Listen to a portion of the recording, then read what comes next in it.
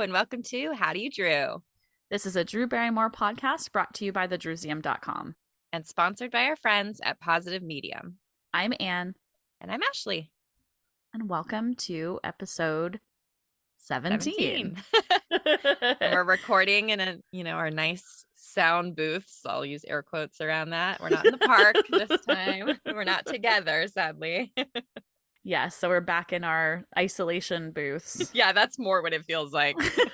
In my closet, no windows. And my isolation booth is a place that, have I ever recorded here before? Possibly not. Oh, that's fun. Well, it sounds good, so that's good.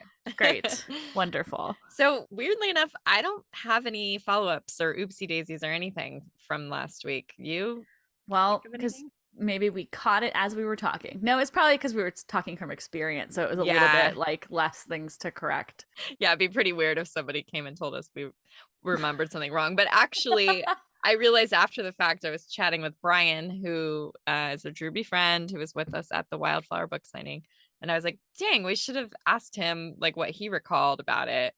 And yeah, but so we chatted a little bit and I told him to pick a topic that he'd like to come on and be a guest for. So cool. Stay tuned for that in the future. That's awesome. Okay, so I guess we'll jump straight into some mail. You've got mail. All right, so this is a comment on Instagram from @GhostOfYesterday. Okay, and they said, "Oh my gosh, I've been a fan of your website for many, many years and so excited to see you've now got a podcast. Congrats." I thought that was really cool because a lot of the times these kind of comments are people that we're at least semi-familiar with, but I'm not sure who this is. It's not somebody I knew of, so yeah, this is really nice. This comment and last week's comments, like it feels like people are listening that we don't know. Yeah. And that's kind of fun. Because definitely at first it was like, well, we know who's going to listen to this. If other people do too, cool. But you know what? And speaking of that, kind of relatedly, we've got a lot of new followers. So if we've also got new listeners, yeah, welcome to the Drewsium and How Do You Drew? I hope that the followers, some of them at least, translate into listeners. That's the goal.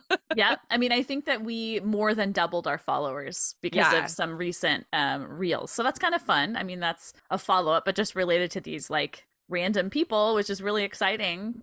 Yeah. Possibly becoming listeners is an exciting prospect. So, and if you don't want to be random, just keep chatting with us and you'll become part of our crew. That's right. That's right. You can join the crew if you play your cards right. Or, just send in some mail and we'll talk about you on here and then you can feel like you're in the crew. Yeah, you can feel like it. I mean, it's pretty hard to like break through. We're very exclusive. All right. I've got a couple what's new with Drew items to go over. All right. So what's new? So take a seat. I'm gonna read them to you. Okay. So I hope you watch this, but People Style Watch, I guess that magazine, you remember that was like a thing for a little while and then it went away. It's like a separate magazine from People. Yeah, I do remember that. So they did, I guess that magazine is coming back and they did a little thing with Drew called 20 Years, 20 Looks. Interesting. So they went back over 20 of her like pretty much all red carpet or event looks over the past 20 years. So the first one was the E.T. re-release in 2002, which is like, feels like a more recent one to me. I know. I did. Now I realize I did watch the clip because she's talking about the white pants. Yeah. Or at least watch part of a clip. It's just weird that that's like the oldest one if you go back 20 years. That is a trip. And also the fact that when I think of, that's the oldest one in this particular, because they're talking about 20 years back. Yeah. So I'm like, oh, so many that I think of are pre that.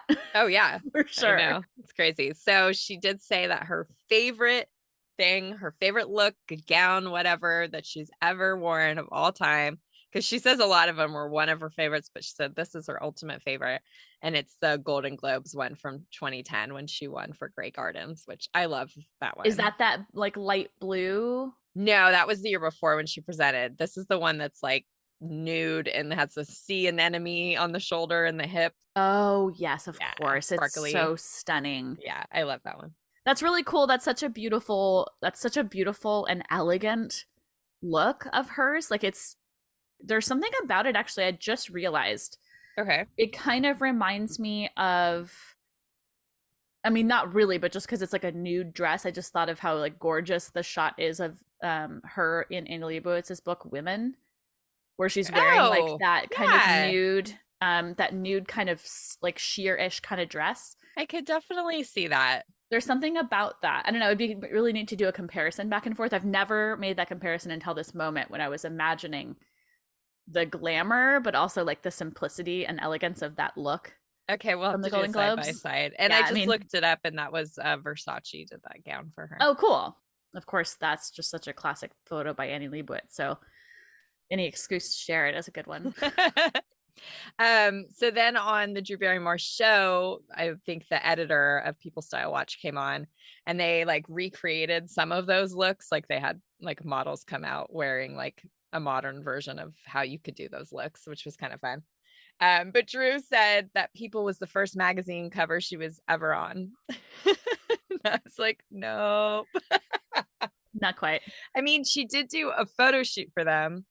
So maybe it was kind of like one of the first shoots and on that scale.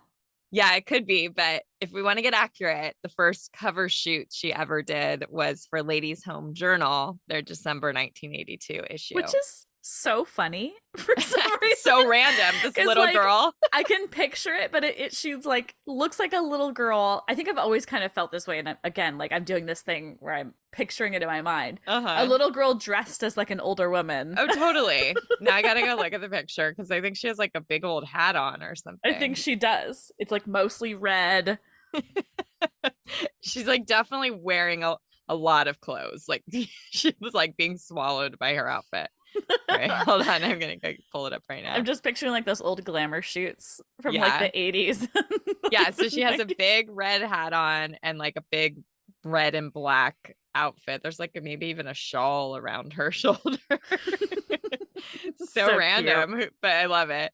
And then she actually was on the first time she was on the cover of People magazine wasn't until November 12th, 1984. So Was that something related to Firestarter? No, that's the one, the Child Stars one with Henry Thomas and Ricky Schroeder. Oh, yes, of course. That's a really, really cute cover. I love that It is one. a cute one, yes. But so, Drew, you got it wrong. Sorry. Yeah, maybe your first feature in People. Oh, too funny. And then I just took this isn't that big of a deal, but Cameron Diaz came on the show to do like a little cooking segment. And they started talking about Drew's old house, and they actually just kept calling it Curson, like, which, is the street. Yeah.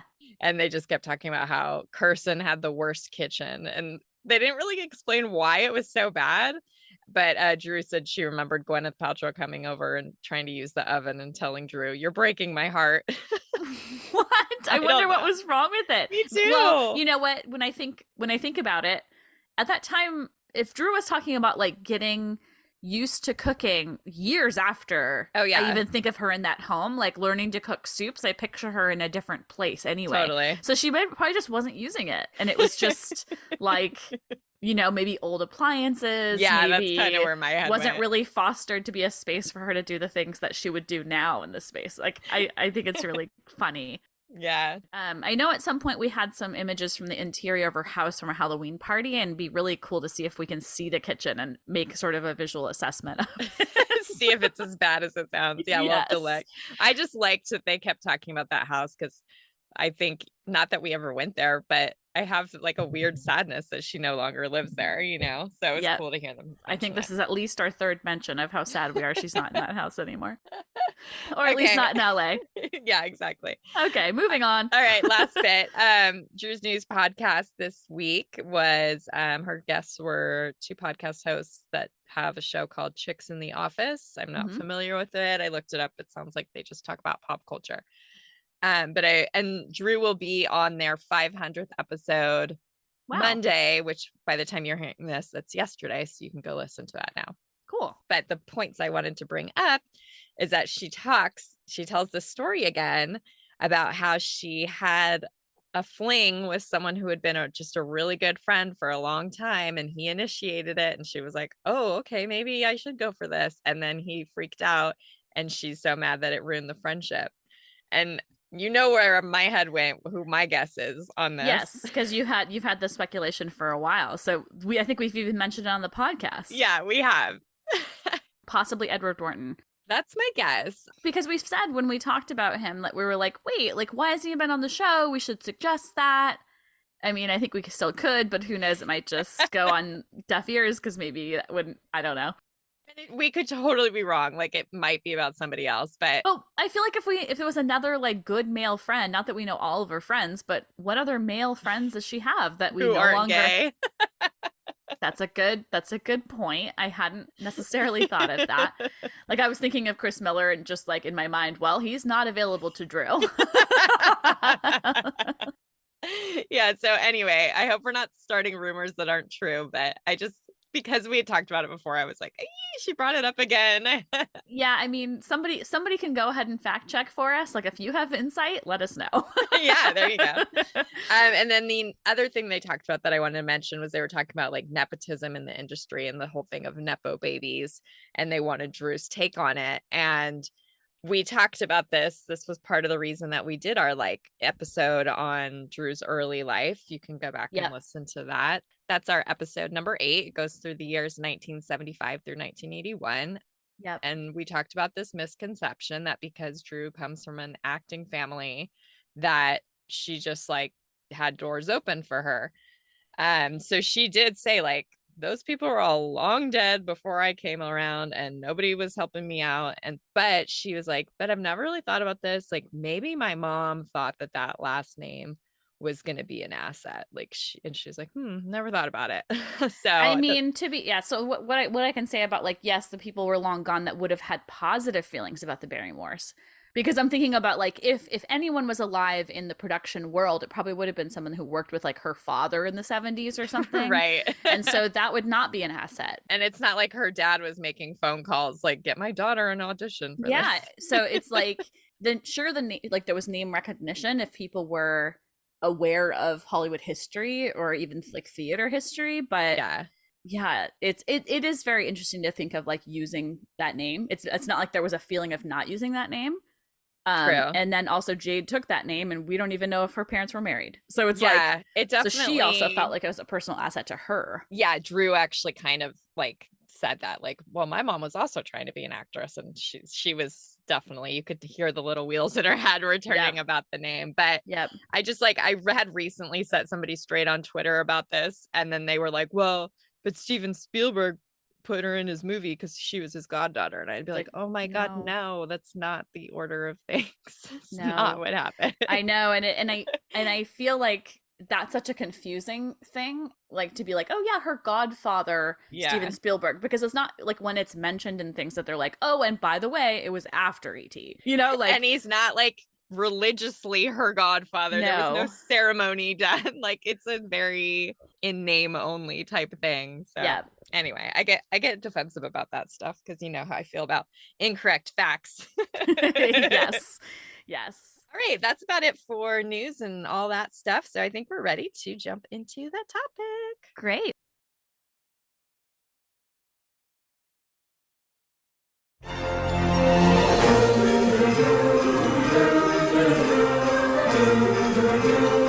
Are we ready for our first episode of December? Yay! And this is a topic we both really love and I think have fondness for. One of Drew's only Christmas movies. Yeah. But the one of, are there only 2? I'm just trying to think in my head. Well, I think there's parts of Everybody's Fine that's at Christmas, but okay.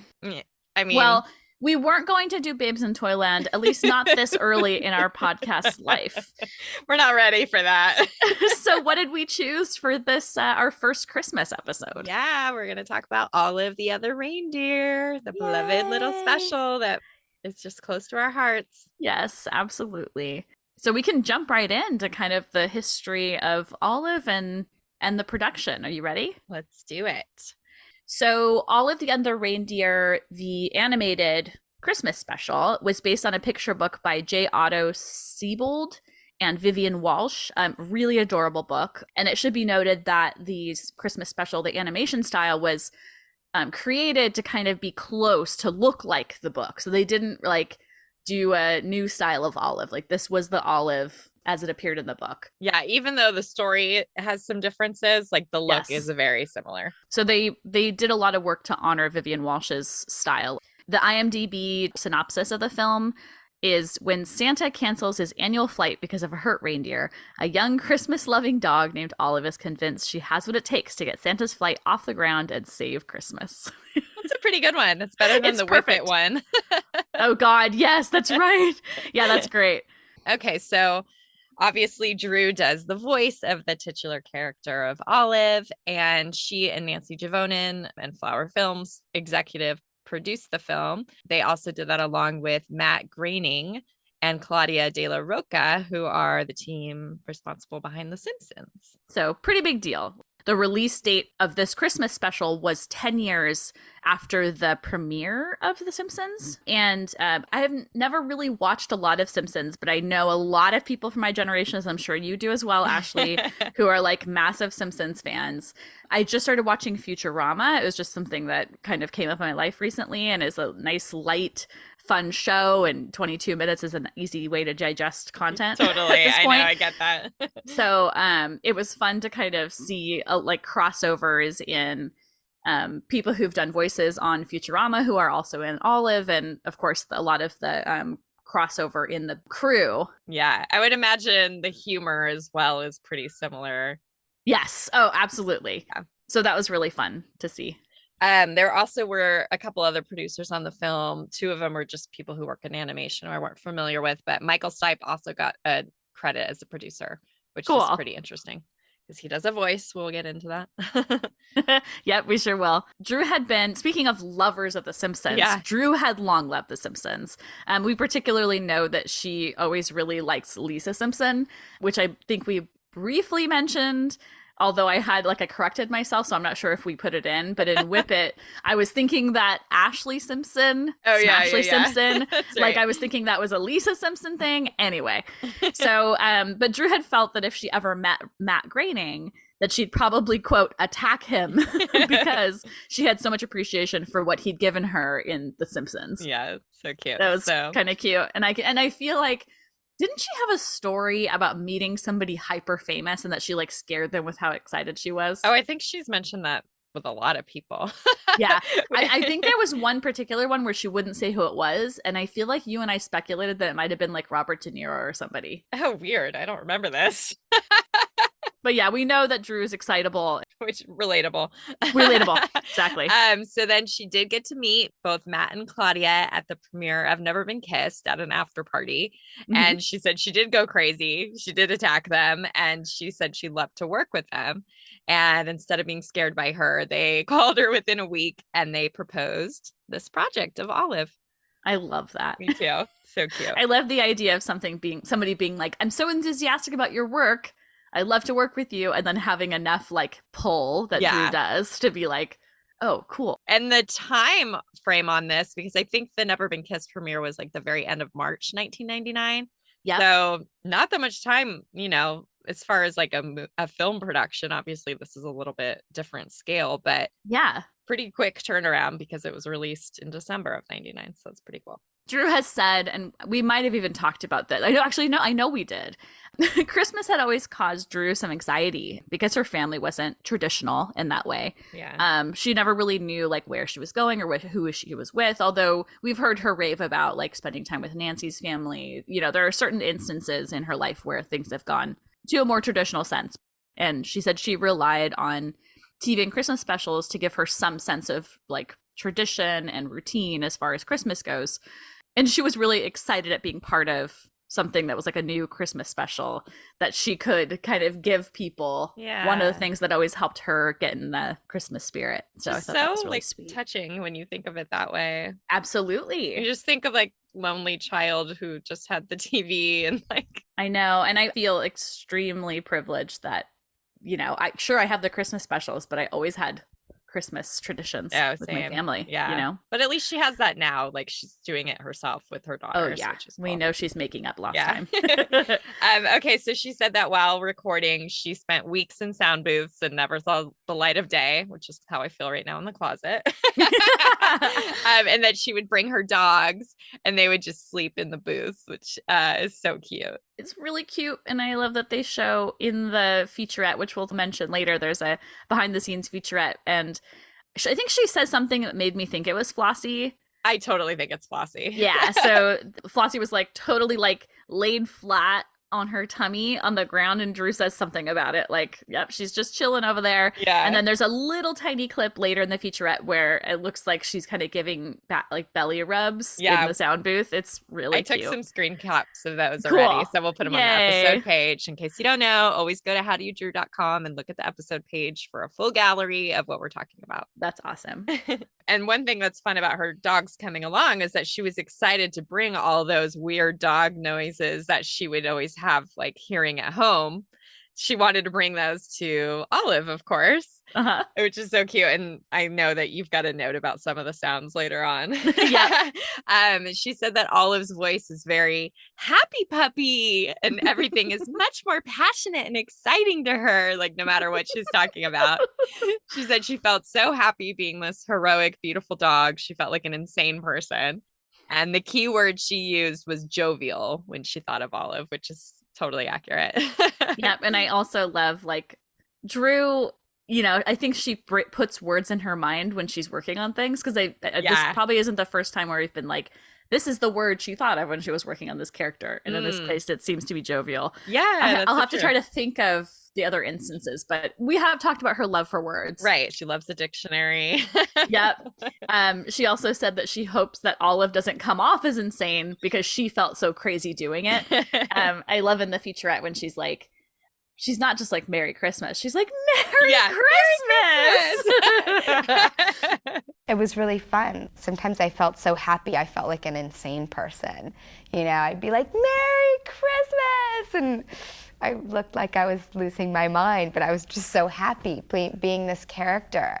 And then one thing that, like, it's not like you guys hear this, but every time we record, especially because Ashley's had like some stuff like getting over colds and having some allergies, like we spend, you know, a few seconds before we start recording, like clearing out our throats and blowing our noses. and we did post the little clip of her saying this on our Instagram, so you should go check that out. But she's also like, yeah, I get the burps out, I get all the gross sounds out. She's like, you can really hear it in the recording, which I can vouch for that. As our editor, I think about that quote all the time when we record, like pretty much every time before we start, I think about that. So yep, it's fun to like finally bring it to the pod. Yep, totally. So this special has a wonderful cast. I read this on IMDb and it was the first time I'd ever heard this. So I'm going to put a little asterisk of not sure if this is true or made up, but it makes sense. But apparently, so we have our villain in this special is called the Postman, and his voice is done by Dan Castellaneta, who is more famously known as Homer Simpson. He doesn't sound much like Homer in this. Like you can hear it every once in a while, but he definitely has his different voice. And I read that he based that voice off of Vincent Price.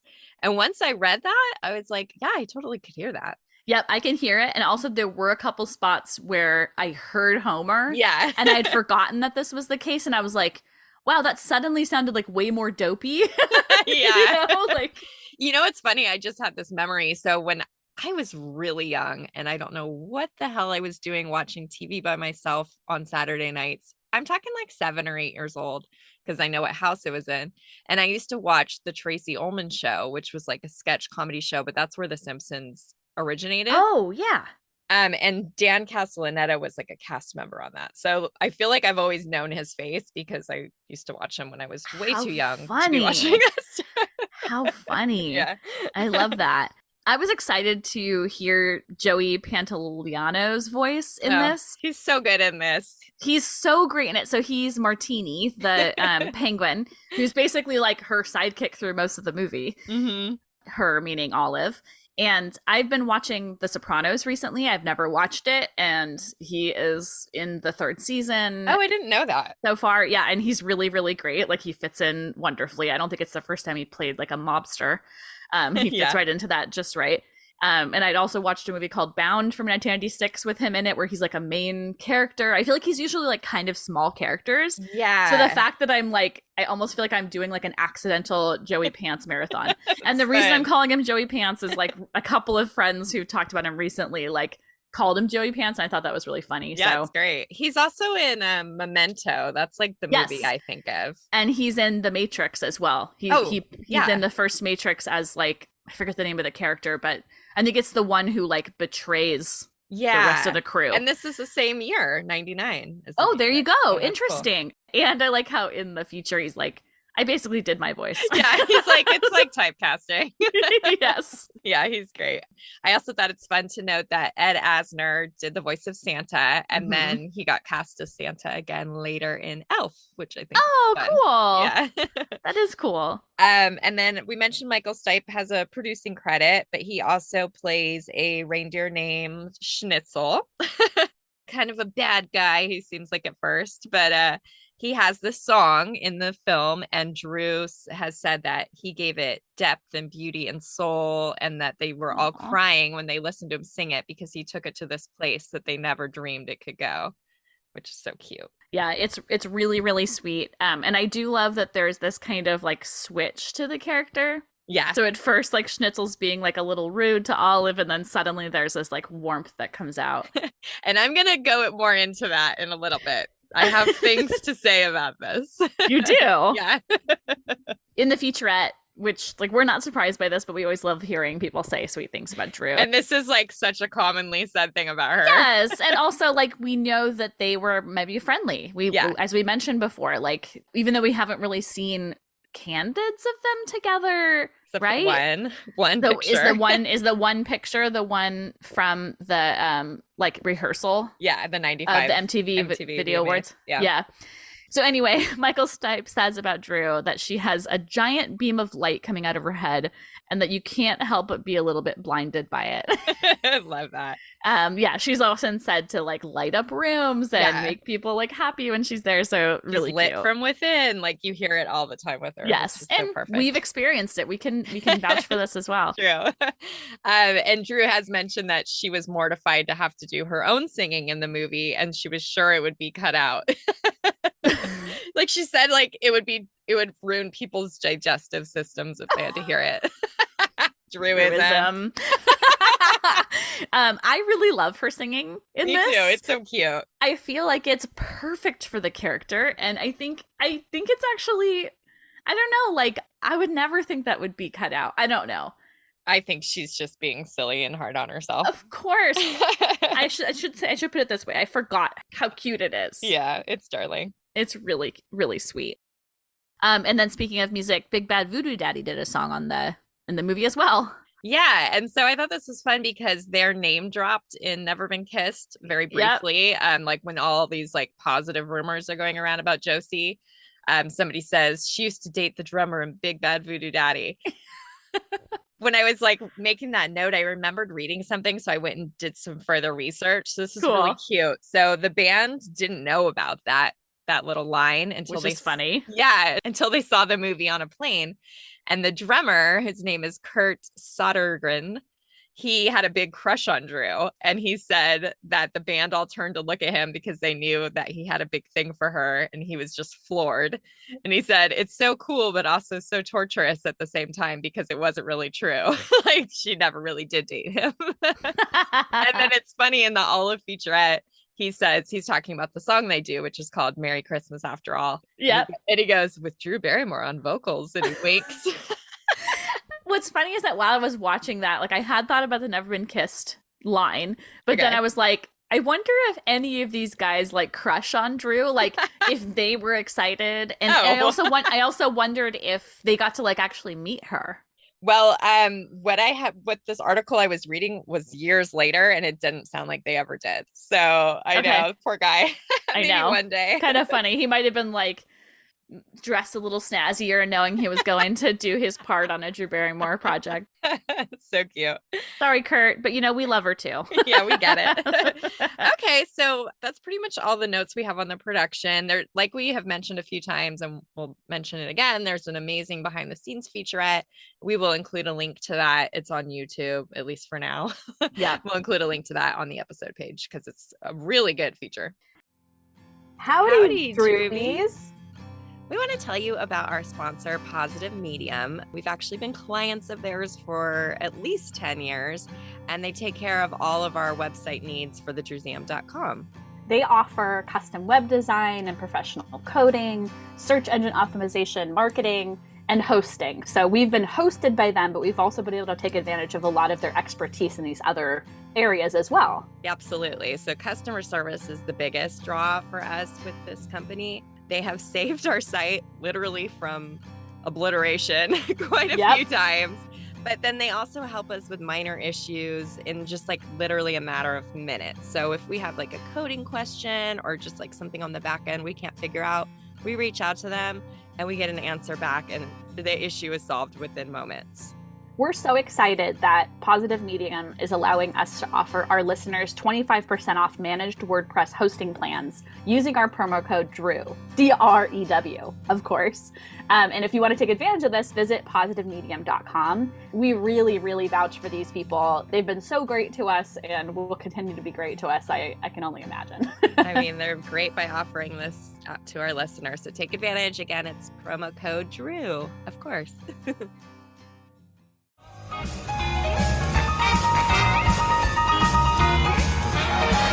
So the special aired on December 17th, 1999 on Fox. And as I mentioned above, it was exactly 10 years after Simpson debuted, which seems crazy because it's now more than 30 years old. I never knew that, by the way. That's a really interesting bit of trivia. Yeah, super cool. I doubt it was like planned explicitly, but I love it. I know.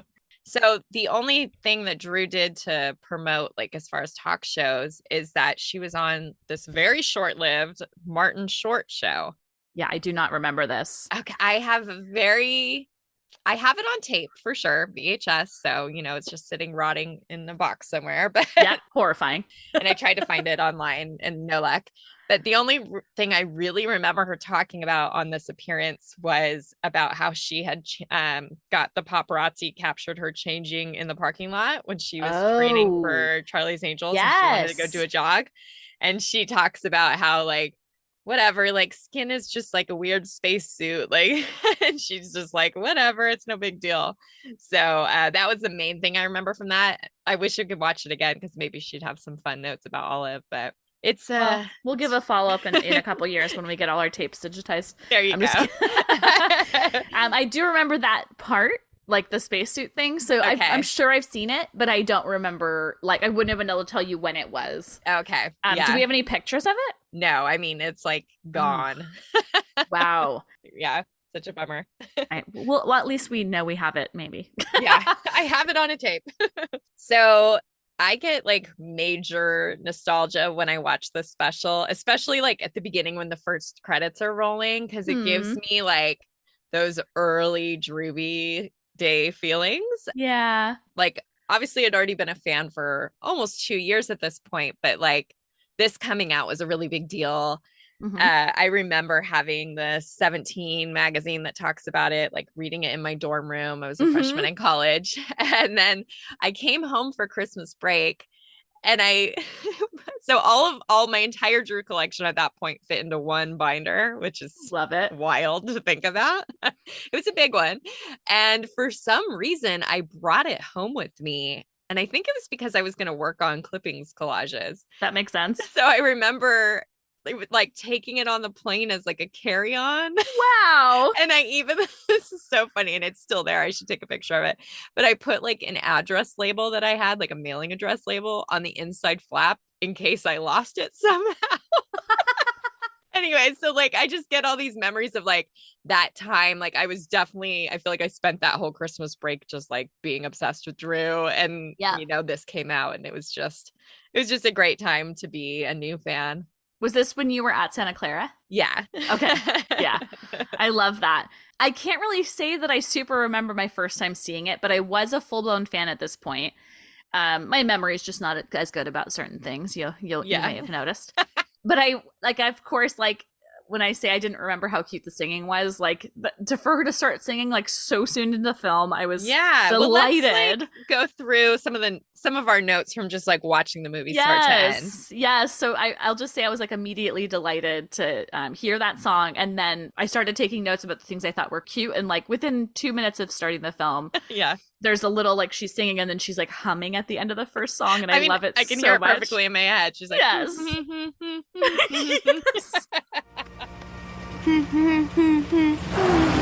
Rolex, genuine Rolex. So Rolex. cute.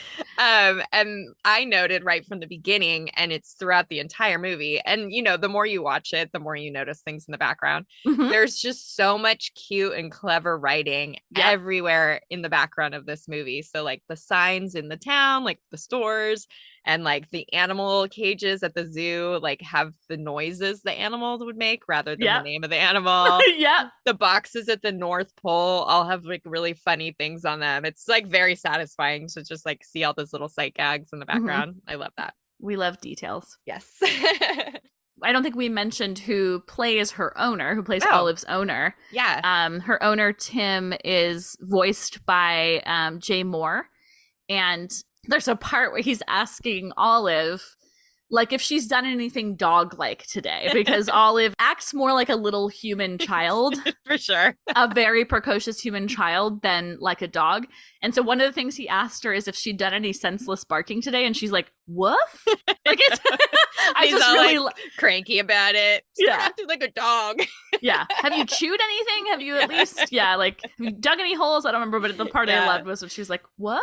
How are your dog chores coming? Did you bury any bones today? No, Tim. Chase any cars or cats? Afraid not. Did you even make a token attempt to tear up any flower beds? And I haven't heard any senseless barking at all. Woof? She's like, I'm not all for that silly stuff. Exactly. This is a little note I made because IMDb has this wrong. So there's a piece of mail. Drew runs into, our villain, the postman, and there's a piece of mail he holds up at one point. And it says to Bart Sampson, but of course the internet thinks it says Simpson, but obviously it was intentional. It's a little wink. It's not quite Bart Simpson, but it's really close. So it's just a cute detail. Totally. The next note I made, I don't know why I like this line so much, but when they go to the diner, so they're traveling to the North Pole, and when they get there, the bus driver, who his name is Richard Stans, which is a fun little play on the Pledge of Allegiance. Yes, I love that. I'll just say really quick, because when I watched it, I was like, oh, for Richard Stans instead of for Witchet Stans. So cute. Anyway. And that's voiced by Tim Meadows from SNL. Yeah. I just love the part where he Olive does a big little speech to everybody in the diner, and he's trying to get everybody to start cheering for her. So he goes, Olive, Olive, Olive, Olive. Okay. Hey, everybody. Don't despair. I'm Olive, and I'm going to the North Pole to help Santa. I'm the Other Reindeer. What's the matter? Haven't you people ever seen a small dog-like reindeer before? Olive, Olive, Olive, Olive, Olive. Okay. I don't know why. That's been one of those things I've always quoted. Yeah, it's really cute. It's really cute. I had started to write it down, then I was like, oh, Ashley already knows that's this one. Hilarious. Yeah, it's really cute. Once again, other little noises that she makes. So there's a part, and I think I was taking note of these because I knew that Drew, one of the things she loved about doing this was that she could bring some of those noises from home. Yeah. When the postman is kind of dragging Olive out of the bus depot, she's making these struggling noises Santa couldn't make it, but I'll let him know you failed the test.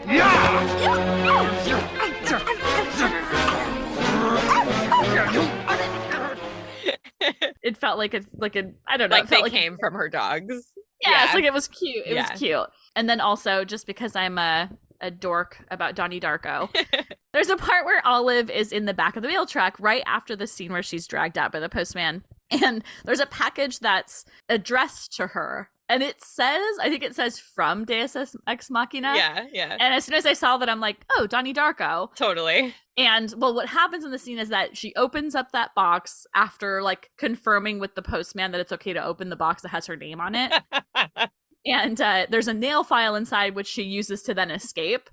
And the definition, the kind of meaning of Deus Ex Machina is an unexpected power or event saving a seemingly hopeless situation, especially as a contrived plot device in a play or novel. Yeah, like when I saw it, I was like, wait, what does that mean? Like, does that mean somebody would have had to place it before I read this? And I was like, oh, it's literally just like placing something in a place. I remember learning that actually might have been the same year when I was a senior in high school in 99. Yeah. It's like used in Shakespeare a lot, I believe. Okay. It's kind of like, well, we need to move the story forward. Here's a thing. It translates, the literal translation is God machine. So it's like something that just falls from the heavens to help you out, basically. Yes. Okay, so the next thing I want to talk about, and I've never seen this mentioned anywhere, but it's just wild to me. So I'm going to talk about when they go into the bar scene, which is like a great one. But I want to talk about, my favorite Disney movie is Tangled. Yes. Came out in 2010. And I want to tell you about a scene in Tangled. And I'm just going to like tell you in general terms, and then you're going to crack up as I'm telling you. Sounds great. Okay, so there's a scene in Tangled where we have our lead heroine and she's on a journey and she has a male sidekick and he's kind of he's a little shady, has a little criminal activity in his past. Okay. And they go to a bar, pub, whatever you want to call it, tavern. And when they walk in, it's full of all these like shady characters who seem like thugs. And they seem really mean at first. And they start kind of harassing them. And they start messing with the male sidekick. And then the female heroine stands up and yells at them and does this big inspiring speech. And then all the bar patrons soften up and talk about, in Tangled, they talk about how they have a dream. And it basically shows how they're not such bad guys after all. And they do this whole song. And then at the end, they help the characters go on their journey. Did you just describe Tangled or did you describe the bar scene in Olive? I mean, it's like plotted out beat by beat, identical. I actually wonder if this might be like a trope. I don't know. It's so similar start to finish. And I looked it up. There's nobody who worked on both movies like in the production. Yeah. I think it's possible, maybe, and maybe it was even like a subconscious thing. Maybe the writers of the film like had seen Olive at one point and it just like was in their brain. Yeah. But I just think it's a really big coincidence how many similarities there are. But I love it. So I love funny. both movies. I love both scenes. And I noticed it years ago and I was like, huh, that's interesting. I love it. I love when there's just like a random like feeling that something really feels inspired by. Yeah. So if anybody worked on Tangled and you want to let me know if that was intentional, send me an email. Give us something for our follow-up. Yeah, exactly. And you have a couple other little like cute things that you noticed. Yeah, I always love how, okay, so once Olive gets to the North Pole, spoilers if anyone is listening and hasn't watched, and she's talking to Santa and like his whole kind of team is around, and they're kind of like by the reindeer stables, I guess. And you can see Blitzen's little stable and his leg is in a cast. It's like sticking up because he's the one that was injured. It's sticking up and it's kind of like waving slightly in the background. Like it's really cute. Yeah. And then I love the part, I don't know why, I love the part where they're chasing after the postman in Santa's sleigh. And she comes up to the side of his truck when he's driving and she goes, ha ha, give back the presents. Ha ha, give back the presents. It's just so cute. A line that I loved that kind of felt like it helped me relate Drew to her Olive character is that towards the end, she's being kind of like thanked for what she did. I don't remember if it was by Santa or who, but Olive says that all she did was convince everyone else to do their best. And I feel like that's something about Drew. Like she always just wants people to like be like excited to do the work that they do. Yeah. You know? Yeah. Like so I was just like, oh, that feels like Drew. Well, I gotta hand it to you, Olive. You saved Christmas. No, I only convinced everyone else to do their best.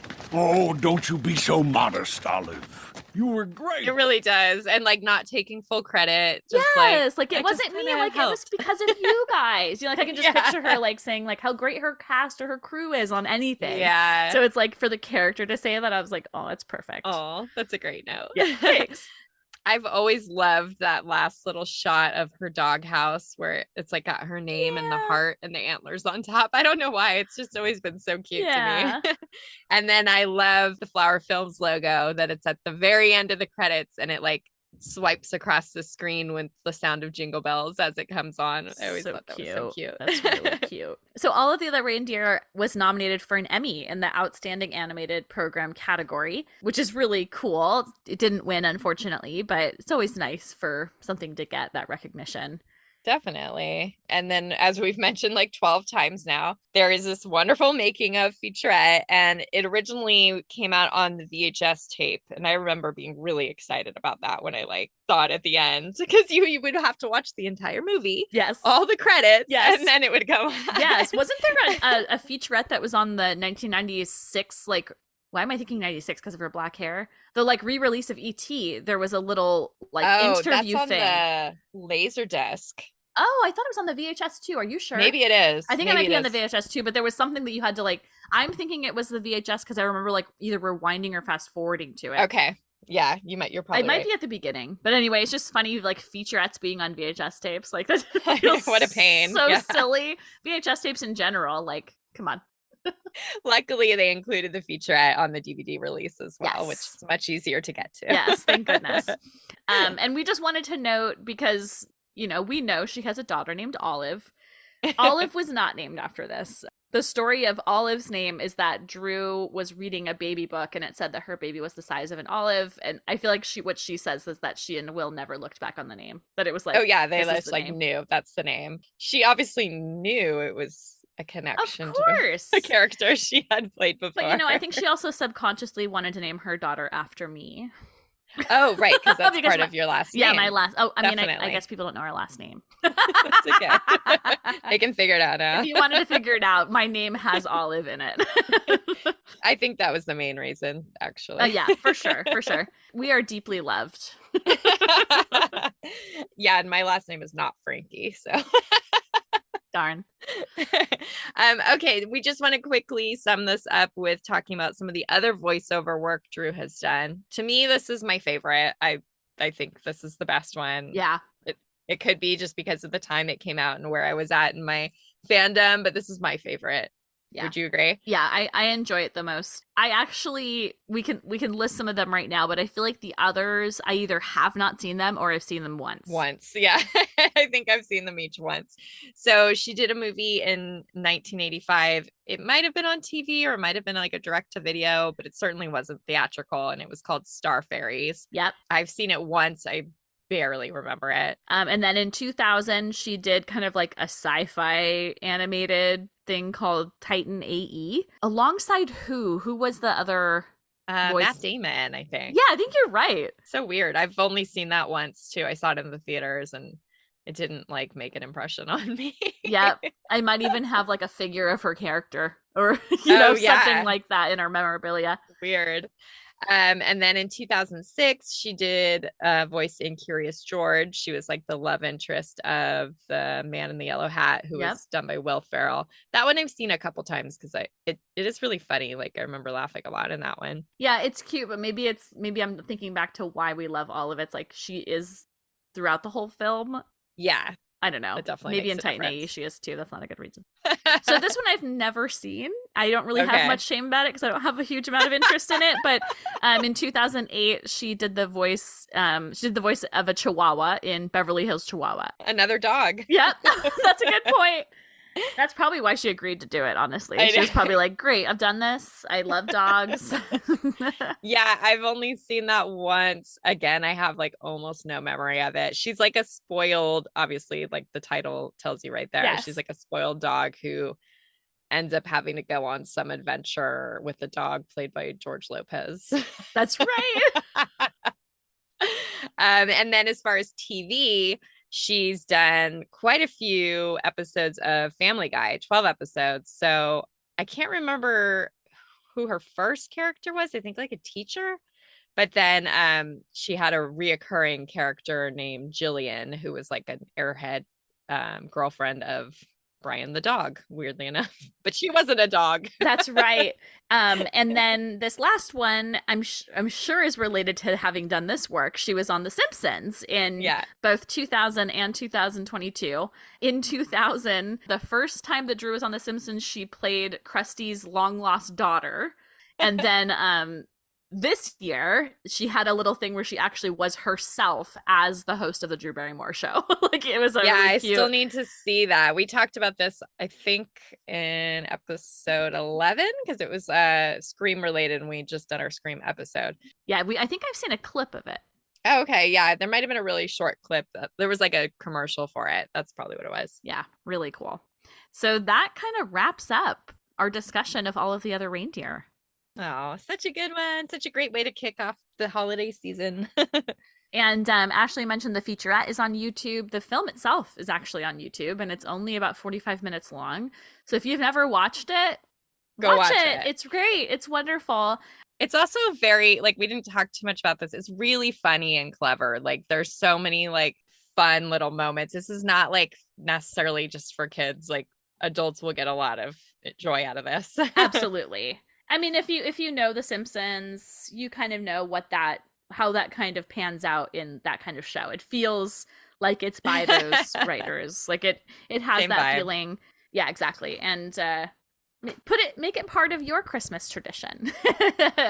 Yeah, it is. It totally has become part of mine. Like I think I've watched it almost every year since it came out, and that's a lot of years. Jesus. For some reason, I just wanted to go, let's not talk about that. And I felt, is talk that a about Drew that, thing? okay? I think it's in diary. I don't remember what it's about. Me neither. All right. Thank you, everybody, for tuning in. We love having you here. We would also love it if you could rate, review, subscribe. You hear it all the time, but are you doing it? No. Go do it now. That's my cheer. Go do it now. Olive. Olive. Okay. And then be sure to follow us. We're on Instagram. We are very active on there. It's at How Do You Drew Pod. We are also on Twitter, but Twitter's a weird place right now, so I really haven't been doing anything there, and we don't really have any followers there anyway. So let's just say come to Instagram. Yep. Okay, so the companion to our episode every week includes an episode page on howdoyoudrew.com, so be sure to visit that. Ashley takes the time every week to compile images for you to see visual aids of everything we're talking about. So it's a really valuable companion resource, along with our Instagram mentioned above. And then you can send listener mail if you want to hear it read on the air, or if you are just, you want to let us know something that you love about our show or about Drew or about Olive. Like, tell us, do you watch it every year? What are your favorite parts? Like, what did we not mention that we should have mentioned? Yeah. So send listener mail to howdoyoudrewpod@gmail.com or hit us up on Instagram. And thank you for listening again, and we'll see you next Drew's Day. Yay! Merry Christmas! Merry Christmas! Thanks, everybody. Thank you. Bye.